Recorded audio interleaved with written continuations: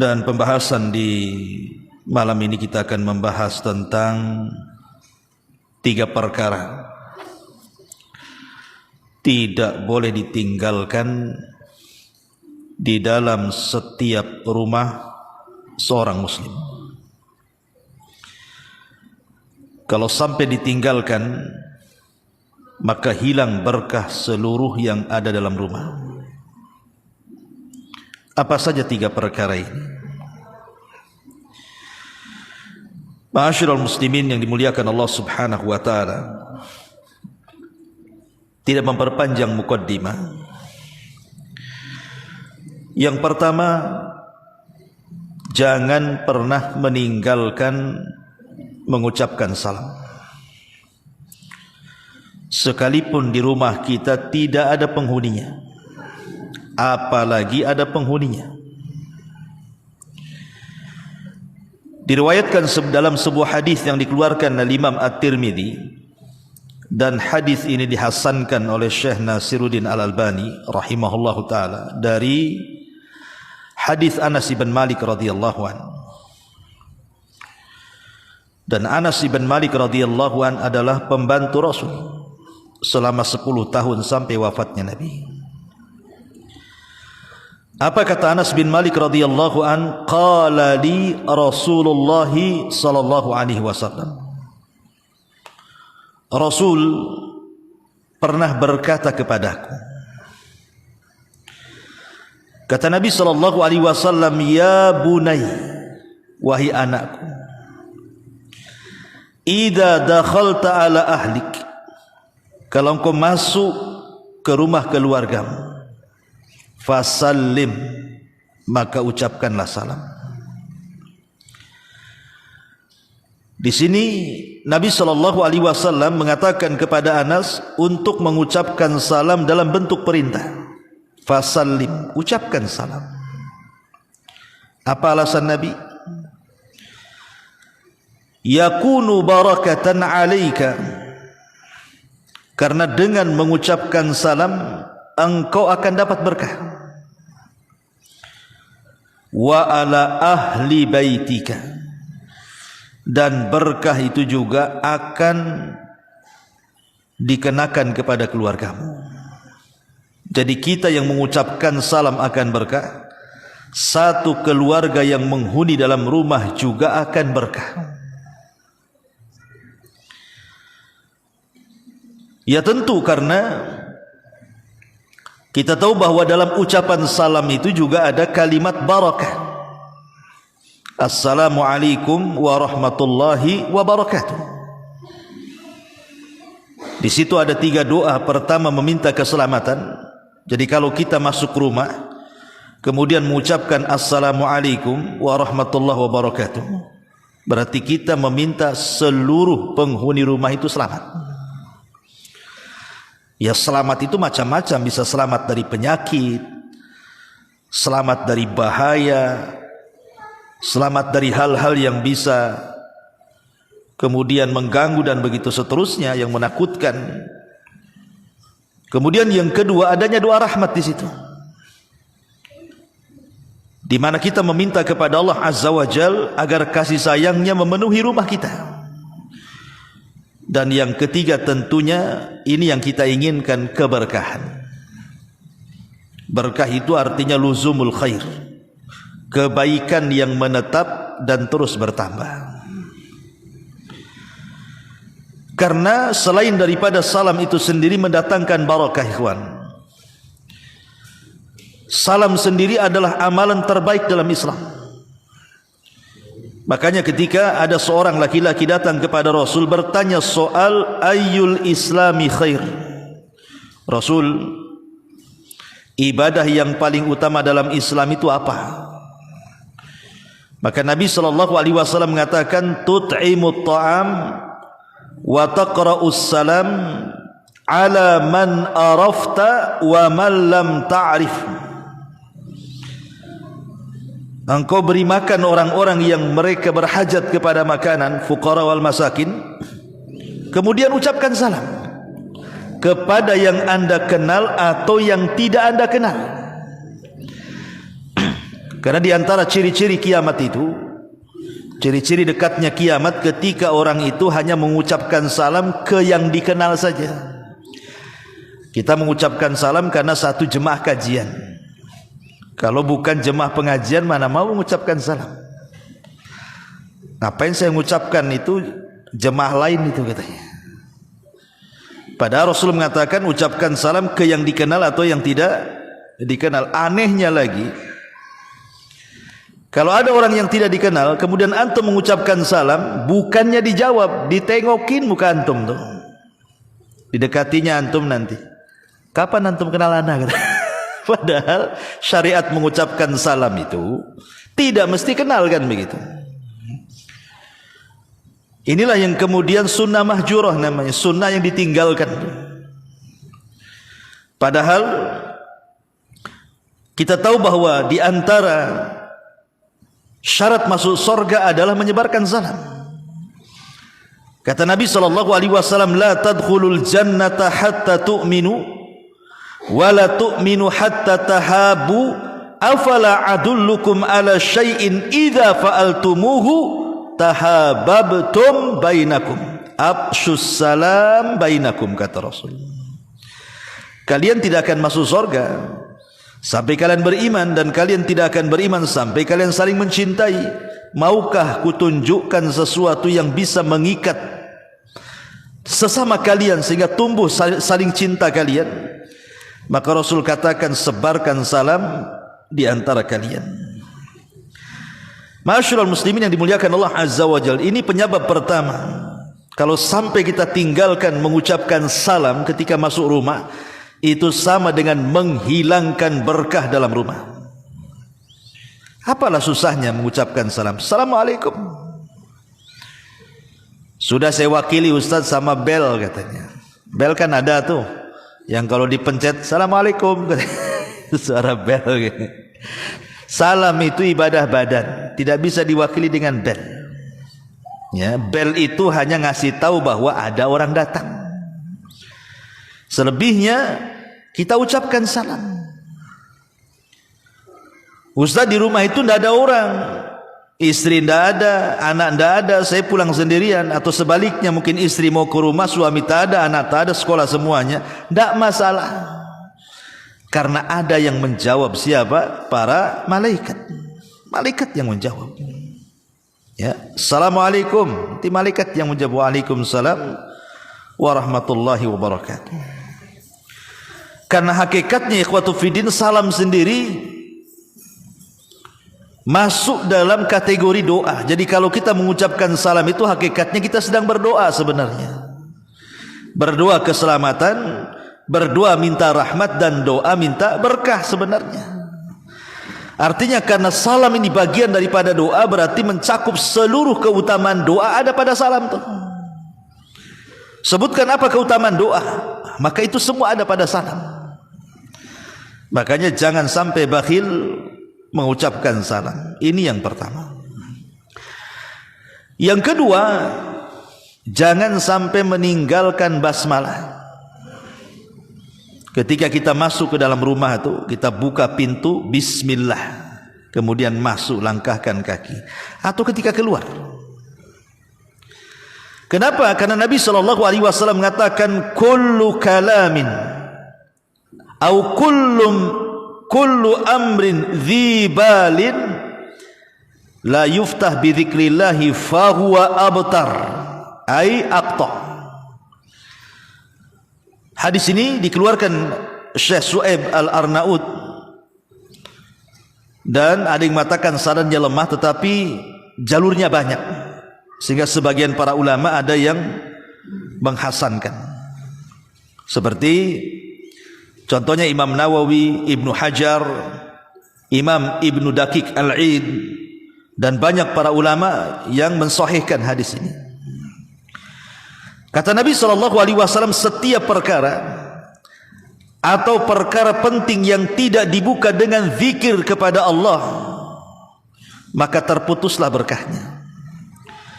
Dan ketika kita mengucapkan basmalah, bismillah, kemudian masuk, bismillah ini lafaz zikir. Berarti kalau seandainya kita mengucapkan kalimat bismillah, berarti kita sedang memasukkan barokah ke dalam rumah. Artinya kalau kita tidak baca basmalah, berarti kita tidak sedang memasukkan keberkahan dalam rumah. Sehingga ketika rumah tidak berkah, apa yang terjadi? Maka syaitan akan datang rombongan-rombongan masuk ke dalam rumah. Perhatikan sebuah hadis. Kata Nabi SAW, "Idza dakhala ar-rajulu baitahu." Bila mana ada seseorang masuk ke dalam rumahnya, fa dzakarallah inda duhulihi wa inda ta'amihi. Kemudian dia membaca basmalah saat masuk ke dalam rumah atau saat hendak makan. Qala syaitan, maka syaitan akan berkata, la mabita lakum wala asya. Kata syaitan nih, kepalanya, ketuanya mengatakan kepada anak buahnya, malam ini tidak ada tempat menginap bagi kalian, dan malam ini tidak ada tempat makan untuk kalian di rumah ini.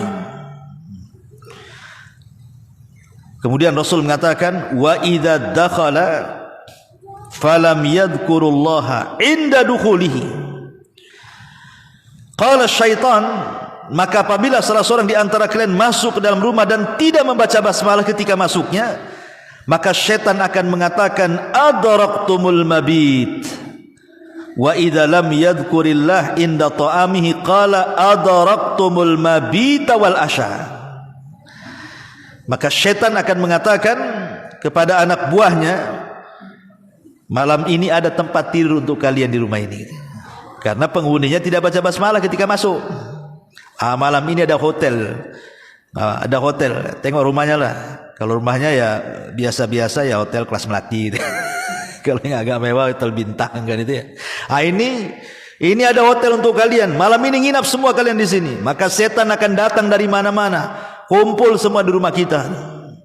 Dan kalau orang itu juga tidak baca basmalah ketika makan, ditambah lagi, bukan hanya ada tempat tinggal bagi kalian, ada makan malam lagi. Kan enak tuh. Udah dikasih tempat tinggal, dikasih makan malam lagi. Dari sini kata Syekh Abdul Razak Al-Badr hafizahullah ta'ala, beliau mengatakan bahwa dua perkara ini sebenarnya kalau kita lazimkan, maksudnya kita terus mengamalkannya, maka rumah kita akan penuh dengan berkah. Cukup mengamalkan dua perkara ini. Ketika masuk baca basmalah, keluar baca basmalah. Ketika masuk baca assalamualaikum, kita keluar baca assalamualaikum. Kalau terus kita amalkan, kata Syekh Abdul Razak Al-Badr ini, dia mengatakan itu cukup mendatangkan sebanyak-banyak berkah ke dalam rumah. Tapi kalau ditinggalkan, semua berkah hilang. Semua berkah hilang. Subhanallah, padahal dua perkara ini saja dilazimkan, luar biasa. Tapi saya tambah satu lagi, ya, rumah akan menjadi berkah ini kalau kita menjauhkan hal-hal yang menjadikan malaikat enggan masuk rumah. Jangan melakukan perkara-perkara yang malaikat tidak mau masuk rumah. Maksudnya malaikat rahmat. Kalau malaikat maut ya tetap masuk rumah. Nggak ada cerita malaikat maut dijegal tuh. Ataupun malaikat hafadhah, penjaga, pencatat, ya tetap masuk rumah, dia nyatat, ya kan? Yang dimaksud di sini malaikat rahmat. Karena ada perkara-perkara yang kalau ada di rumah kita ini, malaikat rahmat tak masuk. Kalau malaikat rahmat tidak masuk, berarti setan yang masuk. Kan bahaya kalau setan yang masuk. Seperti apa contohnya? Disebutkan dalam beberapa riwayat. Pertama, riwayat Muslim dari sahabat Abi Hurairah radhiyallahu anhu. Nabi SAW mengatakan, la tadkhulul malaikah baitan fihi tamathil atau tasawir. Malaikat tidak akan masuk ke rumah yang ada berhala dan gambarnya. Dalam riwayat, la tadkhulul malaikatu baitan fihi kalbun wala surah. Malaikat tidak akan masuk ke dalam rumah yang di dalamnya ada anjing dan gambar. Dalam riwayat, la tadkhulul malaikatu baitan fihi jarasun. Tidak akan masuk ke rumah malaikat yang di rumah itu ada jaros.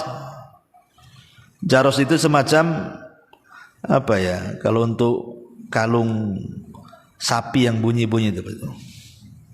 Ya, yang kleng itu. Gitulah kayak. Ya, karena ada yang biasa ditaruh di leher sapi, dibunyi itu, lonceng kecil itu kan. Ya. Tapi ada juga yang mentafsirkan maksudnya jaros di sini adalah juljul. Juljul itu bahasa Arab, bahasa kitanya seperti lonceng kecil untuk anting-anting perempuan tuh. Karena ada yang bentuk lonceng. Ataupun lonceng kecil yang biasa digunakan untuk perhiasan di kaki. Ya. Nah, itu juga jangan dipakai. Jadi kalau istri antum membelikan emas tapi nggak yakin antum beli. Pokoknya istri antum belikan kalung gitu ya, anting atau apa, bandulnya itu jangan bentuk lonceng itu maksudnya. Ada yang mentafsirkan seperti itu. Atau yang biasa digunakan di leher-leher binatang. Alasannya karena menyerupai orang-orang kafir, dan ada yang mengatakan karena itu mazamir syayatin. Mazamir itu seruling setan. Walaupun ada yang melemahkan hadis ini, tapi juga ada yang mensahihkannya. Intinya di sini bahwa ada, kalau kita melihat dari 3 riwayat yang kita baca, berarti jangan sampai ada lukisan. 1. Maksudnya gambar yang bernyawa, yang dilukis oleh tangan, bukan foto ya. Maksudnya yang di tangan. Orang ngelukis binatang gitu ya. Pokoknya makhluk yang bernyawa. Karena nanti pada hari kiamat kita disuruh menghidupkannya. Kemudian yang kedua patung. Tidak ada patung. Ya. Kemudian yang ketiga maksudnya adalah berhala yang ditenggerkan di situ. Adapun boneka-boneka yang dimainkan anak-anak, ditendang, diduduki, dikencingi, diompoli, nggak masalah, itu dihinakan. Ya, maksudnya patung ditaruh gitu saja, nggak diapa-apain. Ya, tapi kalau boneka-boneka yang diuncal-uncal anak-anak itu tidak apa-apa karena dihinakan sifatnya. Ya. Kemudian juga yang ketiga anjing. Bahkan ngeri kalau cerita anjing, karena orang yang melihara anjing itu setiap hari dikurangi paling 1 qirat tuh. Kecuali anjing-anjing tertentu ya. Nah, maksudnya anjing berburu, anjing untuk jaga kebun dan begitu seterusnya itu tidak masuk. Ya. Maksudnya melihara anjing kayak melihara kucing gitu kan. Maka dilarang dalam Islam, malaikat nggak akan masuk. Ya. Kemudian juga tadi lonceng. Dan ada tambahan wala junubun. Dan malaikat tidak akan masuk ke rumah orang yang tidak pernah mandi junub. Kalau kita orang yang sudah ngaji kan paham, mau sholat mesti kalau junub mandi kan itu. Tapi berapa banyak orang-orang awam yang nggak peduli dengan junub. Mungkin setahun sekali dia mandi junub tuh. Memang dia mandi, tapi kan kalau tidak niat mandi junub kan tidak junub dia. Karena mandi junub itu harus ada niat. Tapi orang yang tidak pernah sholat, jangan kepikiran mandinya, sholat aja gak kepikiran semana mau mandi junub kan. Nah, orang yang tidak pernah mandi junub, malaikat gak masuk di situ. Naudzubillah. Ya. Jadi ini 5 perkara berarti ya. Gambar makhluk yang bernyawa, lukisan, kemudian patung, kemudian anjing, kemudian lonceng tadi ya, kemudian orang yang tidak pernah mandi junub. Bahkan sebagian para ulama ada yang menambah. Sampai banyak sekali rumah yang di dalamnya memutus silaturahim. Kemudian rumah yang di dalamnya memakan riba. Rumah yang di dalamnya memakan harta anak yatim. Rumah yang di dalamnya tidak menyebut nama-nama Allah. Rumah yang di dalamnya tidak pernah bersolawat. Rumah yang di dalamnya penuh dengan caci maki dan laknat. Rumah yang di dalamnya banyak lantunan-lantunan lagu dan musik dan tidak pernah berzikir. Rumah yang di dalamnya ada minuman khamr. Rumah yang di dalamnya digunakan untuk perjudian. Rumah yang di dalamnya digunakan untuk kesyirikan. Rumah yang di dalamnya ada mantra-mantra, ada dupa-dupa untuk sesajen kesyirikan kepada Allah Azza wa Jal. Termasuk rumah yang penghuninya boros, tabdzir ya, dan rumah yang di dalamnya ada para anak-anak yang durhaka dengan orang tua, termasuk rumah yang digunakan untuk kejahatan, kekejian, sarang maksiat, atau rumah yang di dalamnya tidak dibacakan Quran, rumah yang di dalamnya biasa berdusta orang-orangnya, ataupun rumah yang ada seorang istri selalu membuat jengkel suaminya. Ya, diajak berhubungan tak mau, berminggu-minggu tak mau. Naudzubillah. Ya. Dan itu biasanya faktor U. Kalau udah faktor U udah susah. Suaminya faktor U semangat, istrinya faktor U hilanglah semangatnya kan itu. Nah, terkadang tidak berpikir ke situ tuh. Bahwa suami itu menikah sebenarnya ingin dilayani. Kalau tidak ada istri mau layani siapa kan begitu. Ma'asyiral muslimin yang dimuliakan Allah Subhanahu wa taala lah. Ada sebagian ulama yang kemudian sampai 20 kalau kita kumpulkan kan 20 perkara tuh. Ya. Orang-orang yang melakukan perkara ini malaikat tidak akan masuk. Sebab konsekuensinya kalau rumah kita tidak dimasuki malaikat berarti yang masuk setan masalahnya. Disitulah berkahnya hilang. Makanya 3 perkara ini penting. Jangan tinggalkan salam, jangan tinggalkan baca basmalah, jauhi perkara-perkara yang malaikat tak masuk di rumah. Ya, maka rumah kita insyaallah akan diberkahi Allah Subhanahu wa taala. Wallahu a'lam. Kajian kita sampai di sini saja. Enggak usah panjang-panjang, bosan nanti. Mudah-mudahan ada manfaatnya. Subhanakallahumma bihamdika asyhadu an la ilaha illa anta astaghfiruka wa atubu ilaik. Allahu taala alam. Assalamualaikum warahmatullahi wabarakatuh.